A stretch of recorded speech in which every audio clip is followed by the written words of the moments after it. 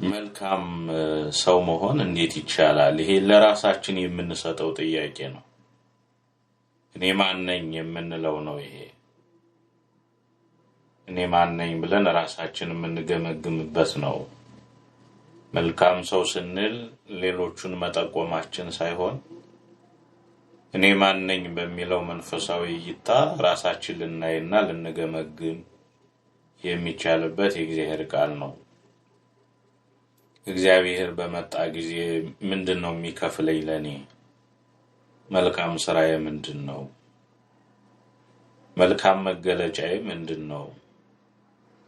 ለሰዎች ያለኝ ፍቅርና አመለካከት ምን ይመስላል? እግዚአብሔር ለእያንዳንዱ እንደ ስራው ይከፍል ዘንድ ይመጣል የሚባለው የእግዚአብሔር ቃል ሊታወሰን እንዲገባ መልካም ስራ የሌለው ሰው ከእምነት ጭምር እና መልካም ፍሬ የማያፈራ ዛፍ ሁለቱ ይቆረጣሉ ይላቸዋል መጽሐፍ። በማቴዎስ ወንጌል ምዕራፍ 3 ቁጥር 40 ላይ አሁንስ ምሳር በዛፎች ስር ተቀምጧል ይላል። ምሳር ማለት ዛፉ የማያፈራው ዛፍ የሚቆረጥበት የሚገዘምበት መጥረቢያ ወይም ደግሞ ምሳር ስለት ያለው ማለት ነው። አሁንስ ምሳር በዛፍ ስር ተቀምጧል፣ እንግዲህ መልካም ፍሬ የማያፈራ ዛፍ ሁሉ ይቆረጣል፣ ወደ እሳትም ይጣላል ነው የሚለው። ይሄ በዛፉ ተመስሎ የሚነገረው የሚመሰጠረው የክፉ ሰው ስራም እንደዚህ ነው።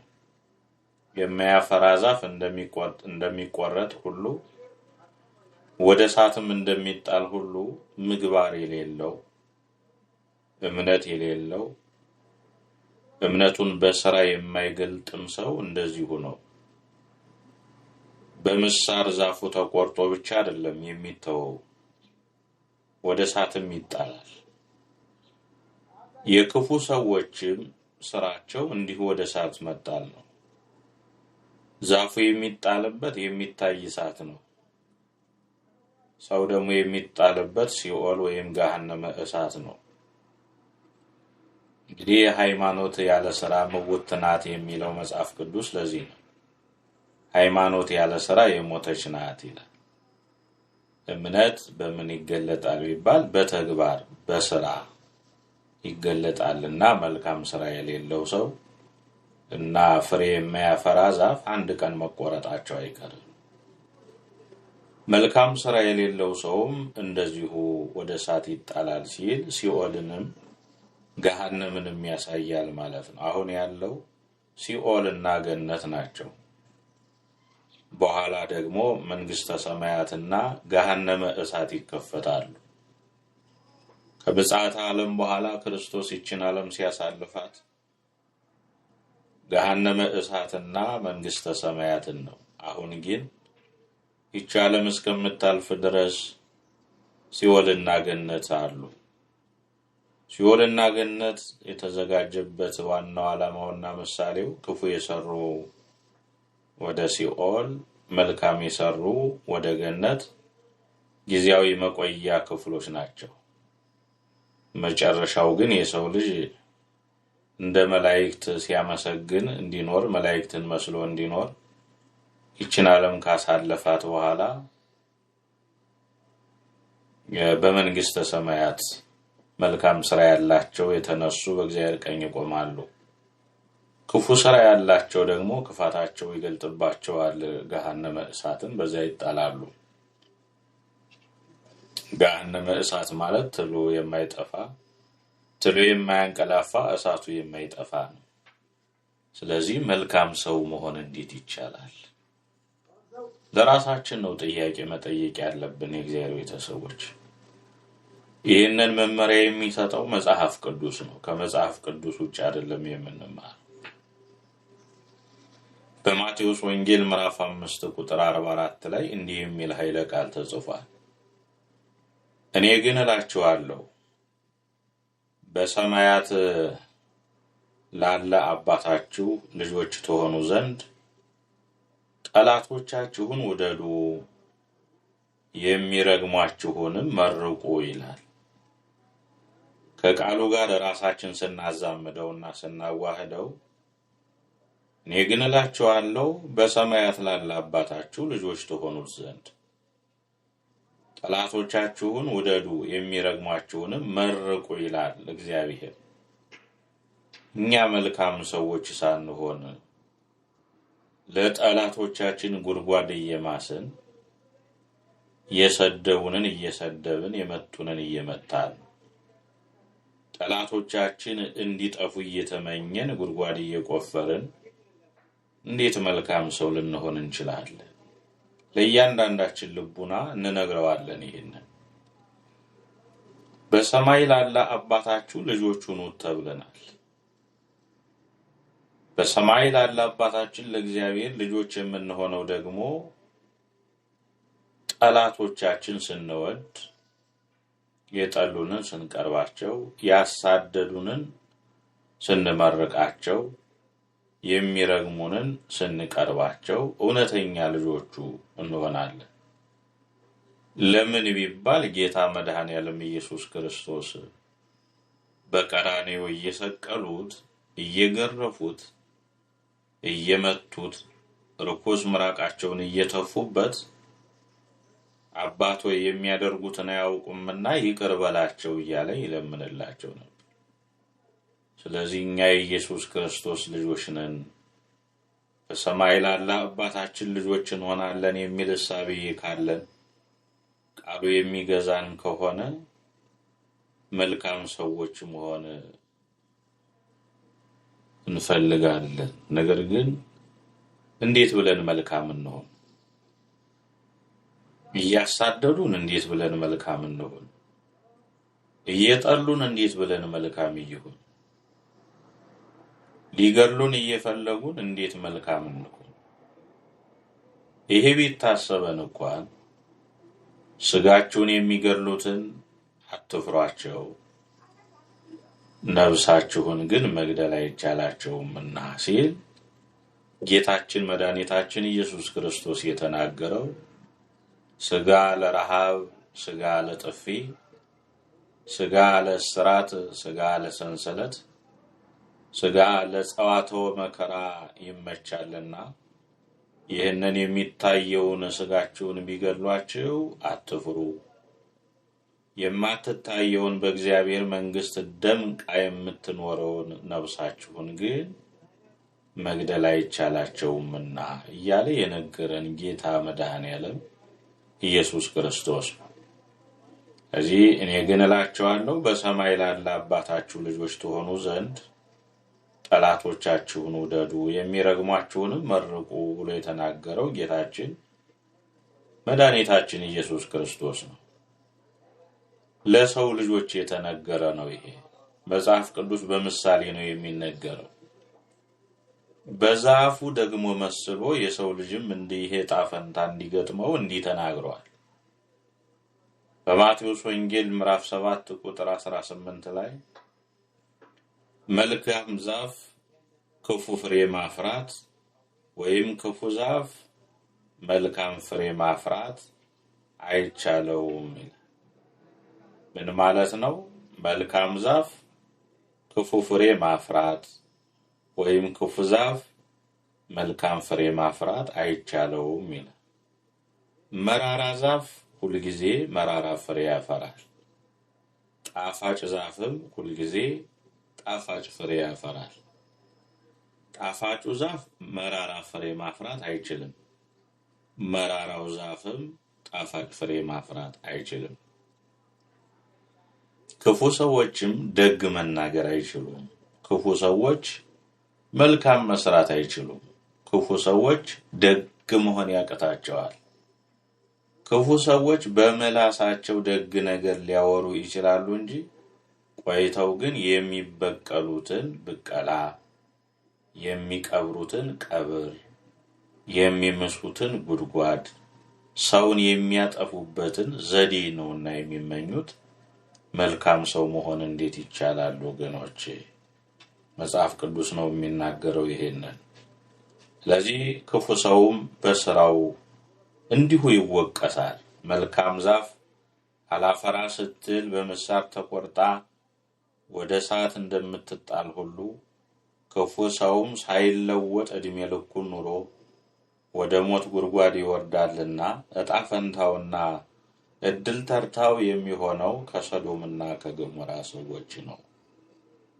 ለዚህ መልካም መሆን ለራስ ነው። መልካምነት ይከፍላል። መልካምነት ወንዝ ያሻግራል። መልካምነት በሄድንበት አገር ሁሉ ያስከብረናል።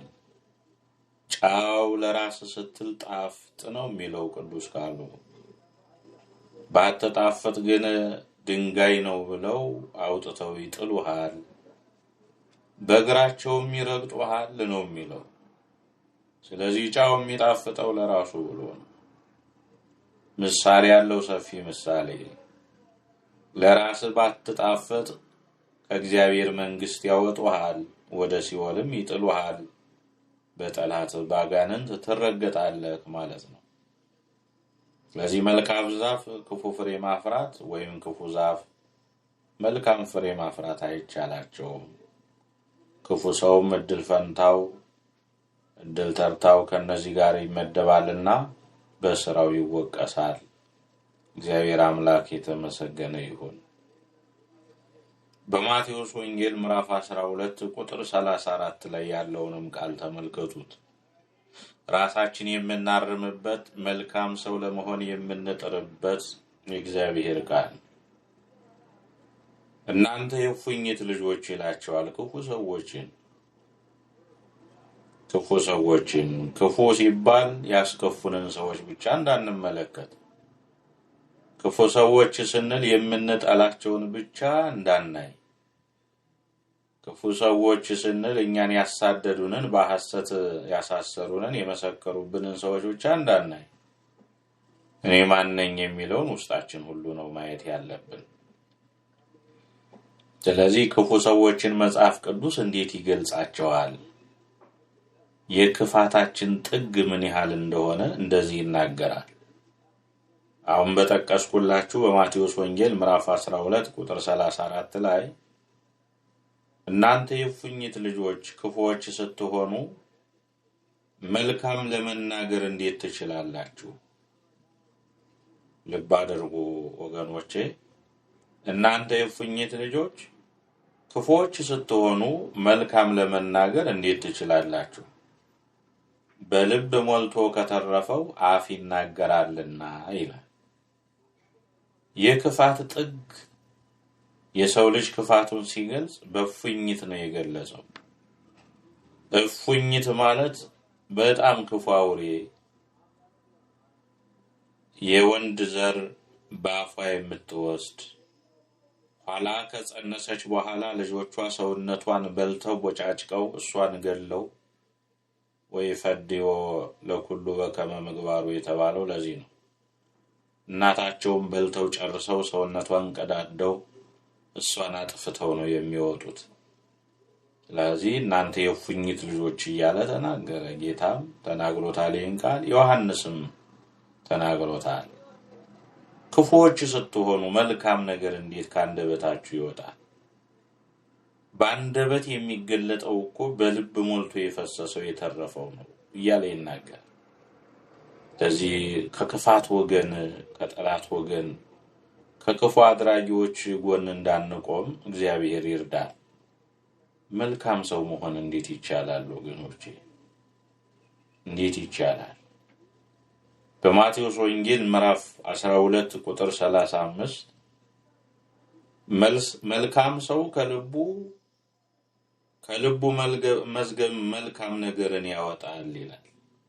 የመልካም ሰዎች ልብ መዝገባቸው መልካም ነው የሚያመነጨው ማለት ነው። መልካም ሰው ከልቡ መዝገብ መልካም ነገርን ያወጣል፣ ክፉ ሰውም ከልቡ መዝገብ ክፉ ነገርን ያወጣል። እንግዲህ ልባችን ካላወቅንበት የክፉ መዝገብ ነው፣ የደጉ የመልካሙ ነገርም መዝገብ ነው። ሰዎች መልካሙን ከልባቸው ካስቀመጡ፣ መልካሙን ከሰሙ በአንደበታቸው ክፉ ነገር ላወጣ ቢሉ እንኳን አይችሉም። ለምን ቢባል በልቡናቸው የመዘገቡት፣ በልቡናቸው የሰበሰቡት፣ በልቡናቸው ያጠራቀሙት መልካም ነገር ስለሆነ ከልቡናቸው መዝገብ የወጣውን ነው ቃላቸው አንደበታቸው የሚናገረው። ስለዚህ ክፉ ሰው መልካም ሰው ክፉ ነገር ልናገር ቢል አይችልም በጭራሽ።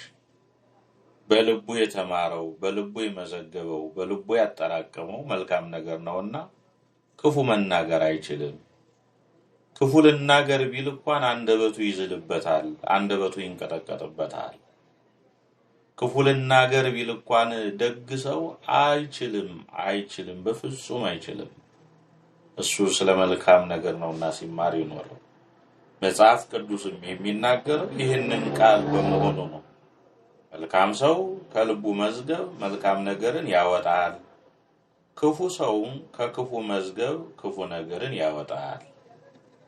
ለምሳሌ አንድ ክፉ ሰውና አንድ ደግ ሰው ሁለታቸውን ለማቀራረብና ለማስታረቅ ብትሞክሩ መልካሙ ሰው ከልቡ ይቅርታ ብሎ ይታረቃል። ያ ክፉ ሰው ግን ለአስታራቂዎቹ ወይም ደግሞ ለሰዎቹ ይምሰል ይቅር ብዬሃለሁ ያለ መስሎ በልቡ ግን አንድ ቀን ቦታ ባገኝ እሰራልሃለሁ የሚል ተምኔትና ምኞት ይኖረዋል። ለዚህ ነው መልካም ሰው መሆን ይጠቅማል። መልካምነት ይከፍላል፣ ወንዝ ያሻግራል። እናንተ ሰዎች ክፉ ነገር ሊያደርጉባችሁ ቢችሉም ቢፈልጉም ክፋትን ለማድረግ ግን አትሞክሩ፣ አትጣሩ ነው ዋናው ዓላማው። መልካም ሰው መሆን በቃለ እግዚአብሔር ሁልጊዜ በመማር በምክረ ካህን በመኖር ሃይማኖትን በማወቅና ክርስቶስ ያስተማረውን ትምህርት ሐዋርያት የሰበኩትን ስብከት ሁልጊዜ በማዳመጥ መልካም ሰው ለመሆን ጥረት ማድረግ ይቻላል። ስለዚህ ከክፋት መዝገብ አውጥተው የሚሳደቡ ሰዎች አሁንም ይታወቃሉ። ከአንደበታቸው መልካም ነገር ወጥቶ ያውቅም። ለዚህም ጌታችን መድኃኒታችን ኢየሱስ ክርስቶስ ደቀ መዛሙርቱን ያስተማራቸውን በዚህ ምክንያት ነው። በማቴዎስ ወንጌል ምዕራፍ 26 ቁጥር 10 ላይ መልካም ሥራ ሰርታለኛለችና ሴቲቱን ስለምን ታደክሟታላችሁ ያለ ጌታ ተመልከቱ። መልካም ሥራ ሰርታለኛለች ለምን ታደክሟታላችሁ ሴቲቱን በማለት ጌታ መስክሮላታል። እንዲህ እግዚአብሔር የሚመሰክርላቸው ሰዎች አሉ። መልካምነት ይከፍላል የሚባለውም ከዚህ የተነሳ በዮሐንስ ራእይ ምዕራፍ 5 ቁጥር 28 ላይ የመጨረሻው ትምህርት ይሆናል። በዮሐንስ ራእይ ምዕራፍ 5 ቁጥር 28 ላይ በመቃብር ያሉት ሁሉ ድምጹን የሚሰሙበት ሰዓት ይመጣል፣ መልካም የሰሩ ለሕይወት ትንሣኤ፣ ክፉም የሰሩ ለፍርድ ትንሣኤ ይወጣሉና በዚህ አታድንቁ በማለት ተናግሯል ዮሐንስም። ያያችሁ ክፉ የሰሩ መልካም የሰሩ ለሕይወት ትንሣኤ፣ ክፉ የሰሩ ደግሞ ለፍርድ ትንሣኤ ይወጣሉና። ስለዚህ መልካምነት ይከፍላል፣ ዋጋ አለው። ለሁሉም ዋጋ አለው። ዋጋ የሌለው ስራ የለም በምድር ላይ ስንኖር። መልካም ሰው መሆን ይናፍቀኛል እኔ በራሴ። ለምን ቢባል መልካም አይደለሁምና። መልካም ነገር ይናፍቀኛል። እኔ መልካም ነገር ሰው ሲሰራ ሲያይ እደሰታለሁ። እኔ መቼ ነው ይሄን ማደርገው እላለሁ። ሰዎች ሲቸሩ፣ ሰዎች ሲራሩ፣ ሰዎች ደግ ነገር ሲያደርጉ እኔም እመኛለሁ። እኔ መቼ ነው ደግ መሆነው እላለሁ። ደግ መሆን ያምረኛል፣ ደግ መሆን እፈልጋለሁ። ነገር ግን ደግ መሆን አቃተኝ፣ መልካም ሰው መሆን አቃተኝ። ሁላችንም በዚህ ቃል ራሳችን ልንፈትሸው ይገባል። ሁላችንም በዚህ ቃል ራሳችን ልናይ ይገባል። የእግዚአብሔር ቃል መስታወት ነው፣ ራስን ያሳያል። ያንዳንዳችን ዛሬ በግድግዳችን ላይ በለጠፍነው መስታወት ራሳችን፣ መልካችን፣ ውበታችን እናያለን፣ እንጠብቃለን። ለዛውም የሚፈርሰውን፣ የሚረግፈውን፣ የሚቀበረውን፣ አፈር የሚሆነውን አካል ነው የምንመለከተው። ቃለ እግዚአብሔርን አዘውትረው የሚያዩ የሚማሩ ሰዎች ደግሞ ውስጣቸውን፣ ልባቸውን፣ ማንነታቸውን ያዩበታል። ለዚህ ነው የንስሐ ሰዎች የሚሆኑት፣ የይቅርታ ሰዎች የሚሆኑት፣ መልካም ሰዎች የሚሆኑት የእግዚአብሔር ቃል አዘውትረው የሚማሩ ሰዎች ናቸው። በውሃ ዳር ያለች ዛፍ ሁል ጊዜ ቅጠሏ አይጠወልግም፣ ፍሬዋን ትሰጣለች። እንተ ትክልታ በመሃዘ ማይ ይላታል። እንተ ትውብ ፍሬሃ በበጊዜሃ ወቆጽላን ይትነገፍ ይላታል ቅዱስ ዳዊት። ቅጠሏም አይጠወልግም፣ ፍሬዋን ለዘወትር ትሰጣለች ይላል። ለምን ቢባል በውሃ ዳር ሁል ጊዜ ውሃ ስለምታገኝ። ውሃ ያገኘ ሰው ይለመልማል፣ ውሃ ያገኘ ዛፍ ፍሬ ያፈራል፣ ቅጠሉም አይጠወልግም። ውሃ ወንዝ የተባለው ደግሞ የእግዚአብሔር ቃል። ውሃ ጠጥታ ዛፏ ፍሬ እንዳፈራች ሁሉ የእግዚአብሔርን ቃል የሚማሩ አዘውትረው የሚከታተሉ ሰዎች ደግሞ ምን ያህል ምግባራቸው እንደሚያምር፣ ምን ያህል በተግባር እንደሚገለጡ፣ ምን ያህል ሕይወታቸው እንደሚለመልም ዛሬም እናያለን፣ ወደፊትም ይኖራል ይሄ ቃልና በቃለ እግዚአብሔር ራሳችን እንድናለመልም እግዚአብሔር አምላካችን ይፍቀድልን። መልካም ሰው መሆን እንዴት ይቻላል በሚል እግዚአብሔር አስተምሮናል። ሁላችንንም እግዚአብሔር ባለንበት ይባርከን። ወስብሐት ለእግዚአብሔር አሜን።